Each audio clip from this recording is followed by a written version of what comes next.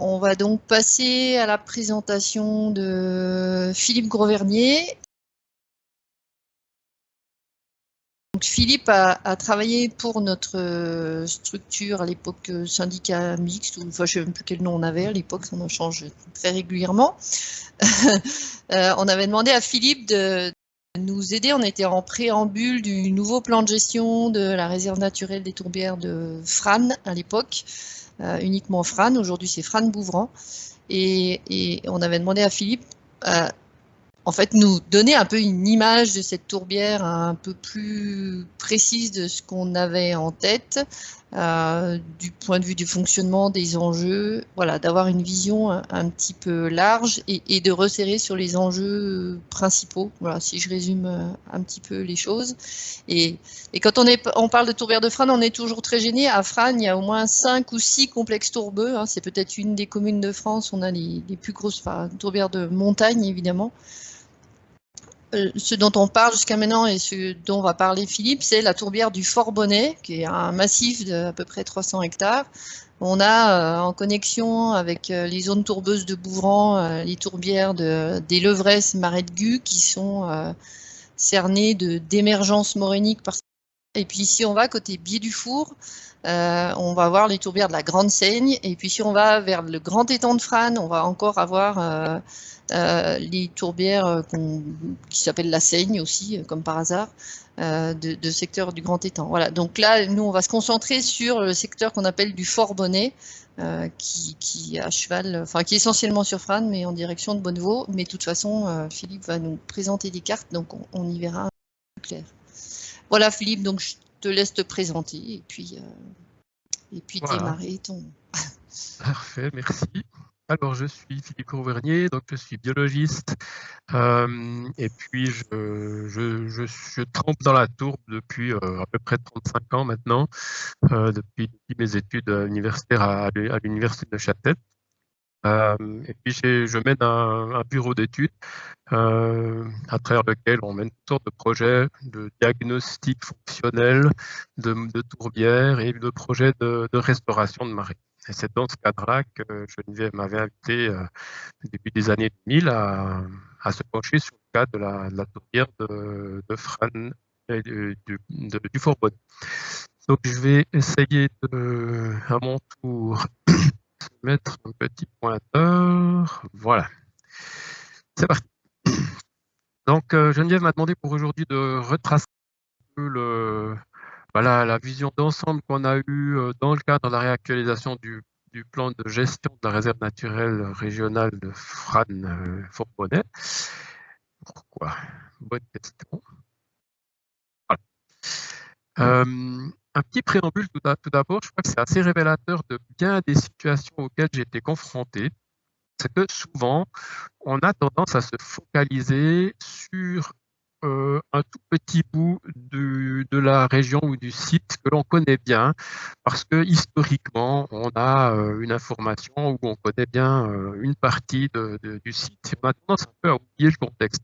C'était très révélateur ici sur le Fort-Bonnet, puisqu'on connaissait bien la tourbière dite vivante depuis la carte de végétation que Guy Nochet avait dressée dans les années 50, réactualisée ensuite dans les années 70 par le centre universitaire régional de Bonnevaux, qui avait fait de ce site un site célèbre en France, je pense, du point de vue phytosociologique.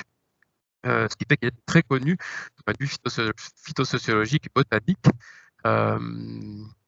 Et ça en avait fait une forme de sanctuaire, d'où la réserve naturelle régionale de Frasnes, un haut lieu de pèlerinage pour les botanistes. Si bien que le premier mandat sur lequel j'ai eu l'occasion de travailler dans ce site a concerné un petit fossé de drainage situé ici le long de la route du Suchal, qui était censé assécher toute la tourbière vivante, parce qu'on avait une vision très locale, très pointue, étroite de cette zone de la tourbière vivante. Et donc, on s'est attaqué à ce premier canal de drainage. L'idée ensuite a été de prendre de la hauteur, d'élargir le point de vue Et dans le cadre de l'actualisation du plan de gestion de la réserve naturelle, de considérer non plus seulement le petit périmètre de la tourbière vivante, mais l'ensemble du complexe de tourbières au pluriel. Geneviève a évoqué cette idée d'avoir un complexe de plusieurs tourbières coalescentes qui forment ce vaste ensemble de près de 300 hectares. Et donc, on est intéressé à cet ensemble pour essayer de comprendre quelle était la place ou disons, caractériser un peu le contexte de la tourbière vivante dans ce vaste ensemble. Donc la question qui nous était posée, c'était de définir les enjeux de conservation. Qu'est-ce qu'on cherche à conserver? Quelles sont les valeurs qui font la valeur de ce site au niveau biologique, au niveau historique aussi, patrimonial? Et puis de définir, le cas échéant, si on identifiait des problèmes, des soucis, de définir les potentialités de restauration, de remise en état de ces sites. Donc dans l'identification des problèmes, on avait identifié une chose importante qui était l'envahissement important de la tourbière par un crochet d'une part, les bouleaux, les épicéas. Et j'ai là un petit document que je n'arrive pas à lancer. C'est bien. Est-ce que je fais ça comme ça? C'est simplement des cartes qu'on a reconstituées à partir de documents. Ici, une carte de l'après, de l'an 6 après la Révolution, c'est-à-dire 1797-98, où on voit, peu importe le détail de ce qui figure sur cette carte, mais on voit très bien que l'ensemble de la tourbière vivante se situe au milieu, là où il y a un petit écoulement bleu qui figure dessus. La tache, je ne sais pas si vous voyez mon curseur, je vais prendre comme ça. Alors en fait, la carte, c'est pas ouverte pour nous, a priori. On a le petit cercle bleu sur la carte, mais on n'a pas la carte à l'écran. Vous ne voyez pas Non, on est toujours en vignette, mais... Ah d'accord. Donc ça veut dire que le partage d'écran ne fonctionne pas avec ce que j'avais envie de vous montrer. Ok. Oui. Oui, parce que ça veut dire que je ne peux pas vous montrer des documents séparés du PowerPoint. Visiblement, ça ne fonctionne pas comme ça. Ouais, ça marche. Ouais, bon, parfait. Okay. Alors c'est ça que je dois faire. Donc simplement, c'est une superposition de cartes que je fais défiler assez rapidement. Donc c'est celle de l'an 6 ici. On voit qu'on a en vert les surfaces qui étaient couverture forestière à l'époque, en orange pâle, orange foncé, des prés humides. Donc c'était un milieu extrêmement ouvert à l'époque, probablement pâturé d'ailleurs. Et puis on voit très, très rapidement, alors on fait un saut très loin dans le temps, puisqu'on remonte tout de suite en 1951, on voit que l'essentiel de la tourbière est recouvert de forêt à ce moment-là déjà, à l'exception de la partie nord qui avait brûlé deux ans auparavant. Et puis en progressant dans le temps, on voit que c'est cette évolution de la forêt. Donc on peut dire qu'en 2 siècles, en gros, la tourbière qui était essentiellement ouverte, c'est totalement recouverte de forêts de différents types. Et c'était considéré par les gestionnaires comme un problème. Donc, on revient au PowerPoint. C'est bon. Voilà. Donc, un des problèmes, c'était l'envahissement de la tourbière active qui était accroché bouleaux et épicéas, donc la forêt. On avait d'autres problèmes qui sont peut-être un peu annexes par rapport aux discussions d'aujourd'hui, qui étaient l'envahissement potentiel de la tourbière par la sarracénie, qui est une espèce nord-américaine, qui peut devenir très envahissante. On avait une espèce de papillon en particulier qui est caractéristique des hauts-marais, le nacré d'Ackenberg, qui n'avait plus été observé depuis longtemps, sans qu'on sache très bien pourquoi. On avait une fermeture des milieux boisés qui pouvait être préjudiciable au maintien d'espèces patrimoniales comme l'autonie des marais. Et on cherchait également à prendre en compte les intérêts d'un oiseau gallinacé, la gélinote des bois, dans les questions de gestion forestière. Donc on avait une vision relativement large, on essayait de prendre en compte pas seulement la végétation ou les espèces de plantes, mais également des aspects faunistiques. se posait aussi une question, puisque je vous ai parlé de cette notion de sanctuaire tout à l'heure, de savoir si l'idée de ne pas intervenir parce que ce milieu naturel qu'il fallait absolument pas toucher, est-ce que cette décision de non-intervention était finalement compatible ou non avec le contrôle, respectivement la gestion des problèmes qu'on avait mis en évidence. Les problèmes étant définis, il fallait aller aux causes de ces problèmes. Et puis certainement une des causes principales, à mon avis en tout cas, une des causes principales, si ce n'est la cause principale, provient du drainage. On a un plan des drainages de l'ONF ici, toutes ces lignes en bleu, avec, j'ai superposé la tourbière vivante, là, ce petit pointillé rouge, pour vous situer. Donc on a un réseau de drainage extrêmement conséquent, profond, qui, à mon avis, est la cause principale des changements importants et notamment de l'avancée de la forêt sur le site.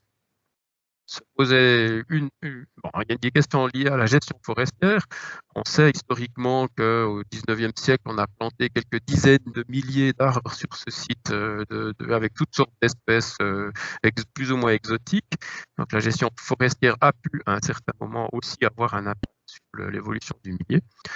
À l'inverse, l'absence de gestion, le fait de ne pas gérer, de ne pas entretenir le milieu ou de ne pas prendre de mesures de correction ou de restauration a aussi joué un rôle important sur l'évolution du milieu.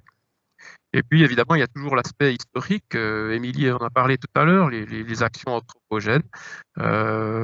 Très récemment, notamment, l'extraction de tourbe a aussi profondément modifié la partie nord de l'ensemble des tourbières du Fauconnais, notamment pendant les périodes des guerres mondiales.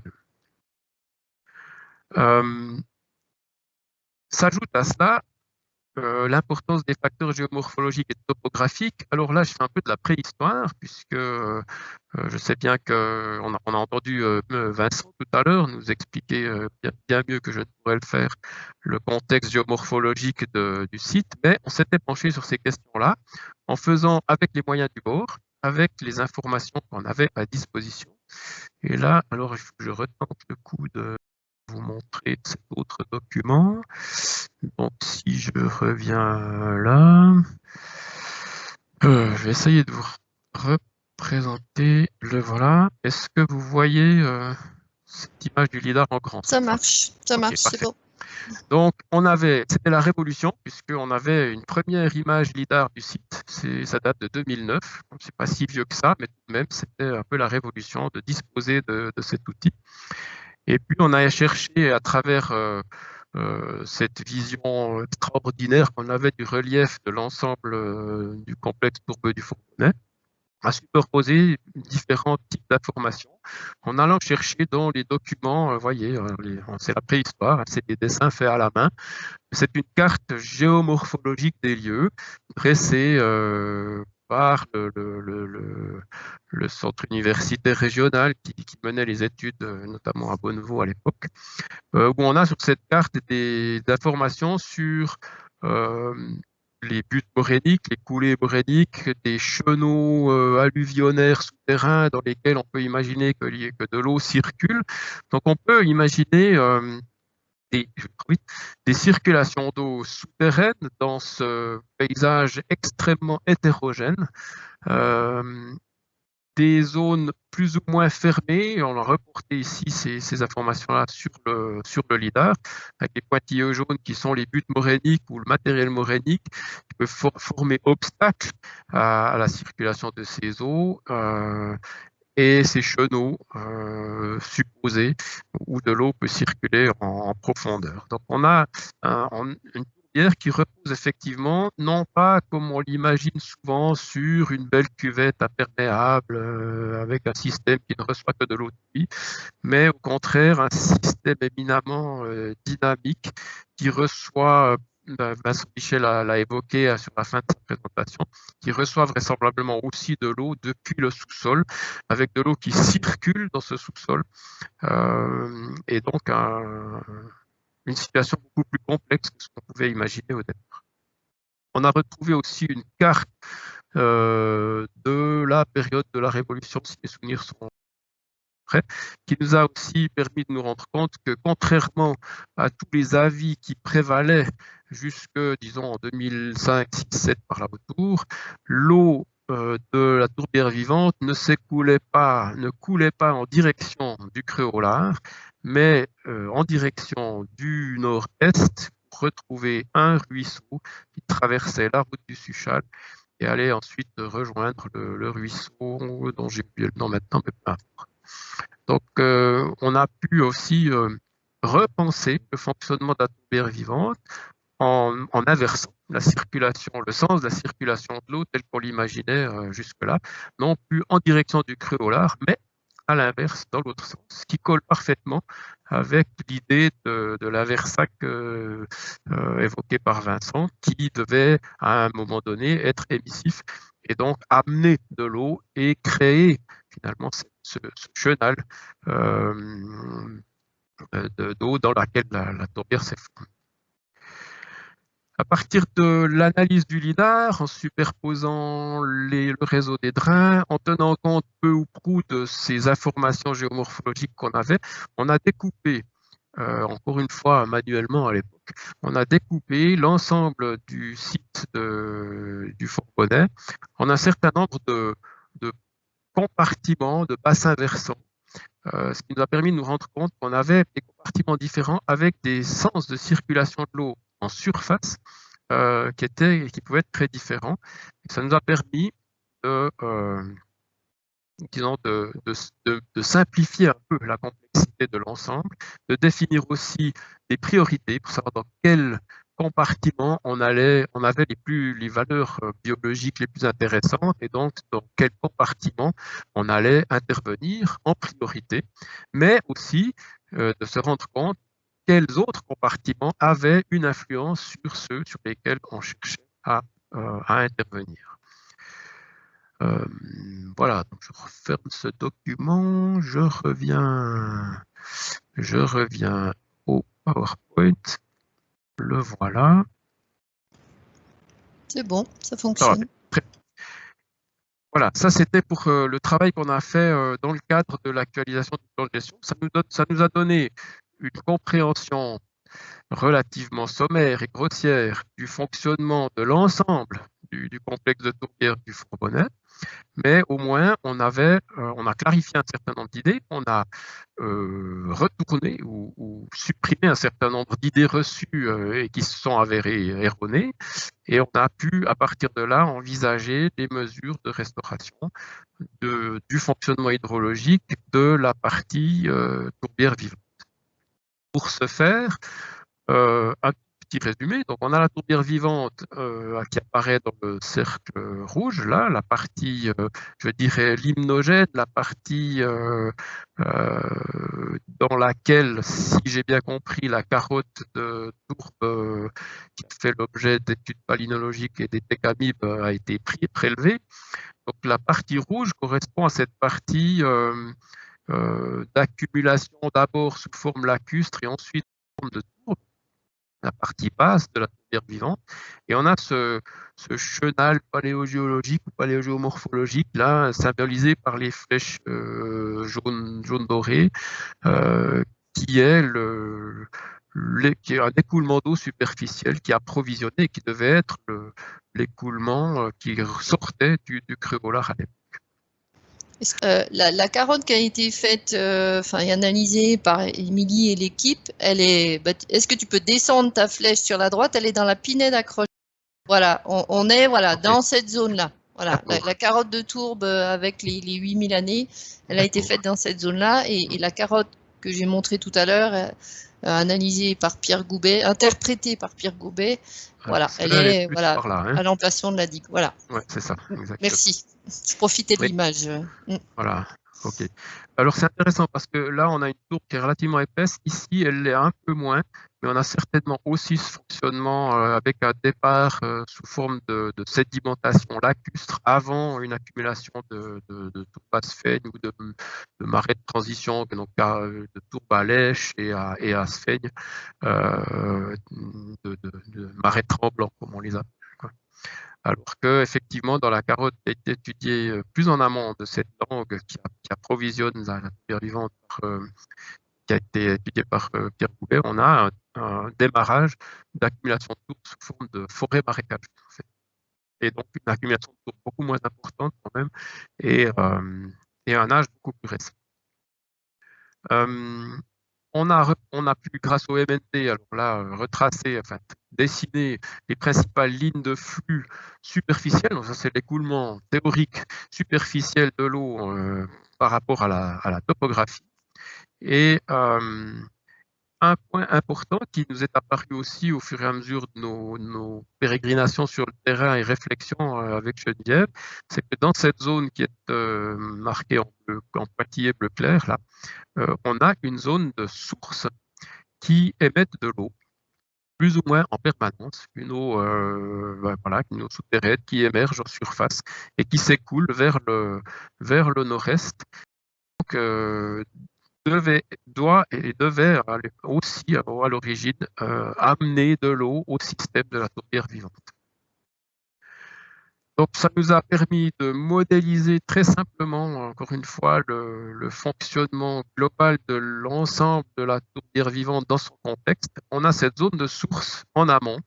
On a une portion de tourbière de pan, de tourbière soligène, à travers laquelle cette eau de source percole pour aboutir dans la partie aval, la partie vraiment tourbière vivante, qui elle ressemble, je ne dis pas que c'en est un, mais ressemble à un chaudron, à un kettle, ou en tout cas à une cuvette bloquée par un bourrelet morénique dans laquelle s'est formé un plan d'eau qui s'est atterri.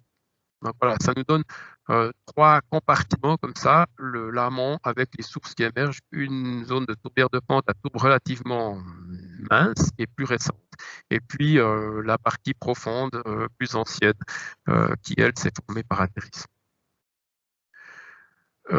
Si on cherche là on a reporté sur la carte les courbes de niveau tous les 20 cm et puis dessiné en orange les lignes principales de flux, les directions principales de flux. On voit qu'une partie des eaux s'écoule dans le creux au large, ici sur la partie sud de l'ensemble, mais qu'une partie de ces eaux qui proviennent des sources devait s'écouler à travers le terrain et rejoindre la tourbière de pente avant d'aboutir dans la tourbière vivante, mais que aussi le massif tourbeux qui se trouve ici au sud fournit aussi de l'eau. Alors là, c'est de l'eau acide oligotrophe de haut marais qui descend dans cette cuvette. Par contre, une partie de l'eau qui vient depuis la zone des sources, elle, s'écoule à côté de la partie tourbière vivante, va rejoindre la dépression dans laquelle s'écoule ensuite le ruisseau qui a été repris par les travaux qui avaient été faits tout au début en 2005. Si je plaque là-dessus le réseau des canaux de drainage qui ont été mis en place par l'ONF pour la gestion forestière, on se rend compte que le Créolard est ceinturé de canaux de drainage. On a un fossé qui descend du versant sud-est ici, qui rejoint lui aussi le bassin du Créolard, et puis que toute la zone d'écoulement des eaux de source de l'ouest là est interrompue en fait par un canal de drainage qui lui amène à nouveau ces eaux dans le Créolard. Et donc on a une perturbation de ces écoulements d'origine qui, au lieu de s'écouler en direction de la tourbière vivante, s'écoule dans le Créolard. Et donc, c'est ça qu'on a cherché à corriger en se disant, si on observe un assèchement dans la partie tourbière vivante, il n'est pas dû au petit canal de drainage qui se trouve là le long de la route qu'on a fermé entre deux par ailleurs, mais l'assèchement, il n'est pas dû à un petit canal de drainage se trouvant de l'autre côté du bourrelet morénique qui ferme la tourbière vivante, qui n'avait donc probablement pas d'impact direct sur cette zone-là. Il est beaucoup plus dû à la réduction du bassin versant qui approvisionne ce milieu, lié à la mise en place d'un système de drainage qui capte une partie de l'eau qui devait approvisionner ce système et l'envoie directement dans le Créolard. Donc on avait avant les travaux de fermeture, enfin de construction de la digue au niveau du Créola, un bassin versant d'environ 9 hectares pour la tourbière vivante, auquel manquait potentiellement un bassin versant de jusqu'à 16 hectares. Ce n'est pas 16 hectares complets, le Créolard a toujours existé, donc une partie de cette eau a toujours filé dans le Créolard, mais pas tout. Et justement, la question était de savoir quelle proportion de ce bassin versant devait ou pouvait être restituée en direction de la terre vivante plutôt que dans le Créolard. Donc on a estimé dans une première approche qu'on devait pouvoir récupérer environ 8 hectares de bassin versant pour redévier ces eaux en direction de la tourbière vivante, comme ça devait être le cas avant l'installation du réseau de drainage. La question était de savoir où se situait la limite entre ce qui devait couler naturellement dans le Créolard et puis ce qui devait partir en direction de la tourbière vivante. Voilà. Et donc, on s'est intéressé à la base de la zone qui s'écoule en direction de la tourbière vivante. On a fait un certain nombre de sondages sur des transects comme ça, perpendiculaires à l'axe d'écoulement de l'eau, pour avoir une idée de la topographie du sous-sol et voir si effectivement notre hypothèse qui consistait à dire qu'il devait y avoir un paléochenal qui descendait en direction de la tourbière vivante, est-ce qu'on arrivait à en retrouver la trace à travers ces sondages? Donc là, je vous montre quelques profils qui vont de l'aval, donc depuis le numéro 2, ici, je dirais, en direction de l'amont vers l'aval en direction de la tourbière vivante.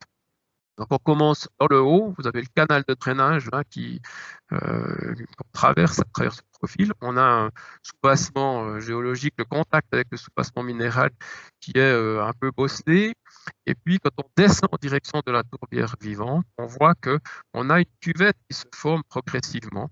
Donc on a effectivement ce paléochenal matérialisé ici par la flèche bleu clair qui se forme en direction, j'ai dessiné ici des courbes de niveau de ce paléochenal. On a une cuvette qui se forme à partir de ce point-là, près du Créolard, et qui s'élargit, qui s'évase, qui se creuse ensuite en direction de la vivante. Donc on avait vraiment une confirmation de notre hypothèse de dire on a de l'eau qui devait à l'origine couler en direction là, de la tourbière vivante et non pas en direction du Créolard.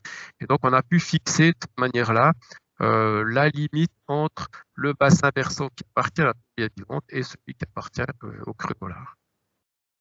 Donc on a fixé une limite naturelle de bassin versant à peu près à ce niveau-là et on a fixé l'emplacement d'une digue, c'est le trait orange ici, en disant voilà, on peut reformer ou bloquer le canal de drainage qui amène les eaux dans le Créolard par une digue qui permet de reconstituer la topographie d'origine, le bourrelet d'origine qui sépare les deux systèmes et qui avait dû s'affaisser suite à l'implantation de ces canaux de drainage. Donc c'est ce qui a été fait. Et en complément à la construction de la digue dont vous parlera Geniève tout à l'heure, on a encore planifié également le comblement de ce canal de drainage qui descend ici du sud-est vers le nord-ouest et puis bifurquait, on va parler à l'imparfait maintenant, bifurquait pour ramener les eaux de ce secteur-là dans le Créolard, alors qu'elles appartiennent au système de la tourbière vivante. Et de la même manière, on a travaillé sur ce canal de drainage ici, qui était le long de l'ancien chemin, enfin le long du chemin qui traverse la tourbière, et qui interceptait le flux de l'eau qui provenait des sources ici en amont, à l'ouest, pour restituer cette eau dans ce sens-là. Donc voilà, on a simplement prévu, on a imaginé combler le canal de drainage avec de la tourbe. La tourbe, on l'a prise sur place. On a créé comme ça, à intervalles plus ou moins réguliers, des mares, des points d'eau, qui ont permis de récupérer de la tourbe pour combler le canal complètement. On est ici à l'est de la digue, au nord-est du Créolard. Et puis pour l'autre canal, on l'a pas rempli. Là, on a créé des seuils en travers de l'écoulement principal du fossé pour restituer cette circulation d'eau en surface d'ouest en est pour que les eaux de ces sources ici puissent à nouveau s'écouler à travers le terrain librement et rejoindre le paléochenal qui alimente la terre vivante de Fra. Et la réalisation de ces travaux, c'est Geneviève qui va vous en parler tout à l'heure. Voilà, en ce qui concerne les quelques éléments que je voulais partager avec vous.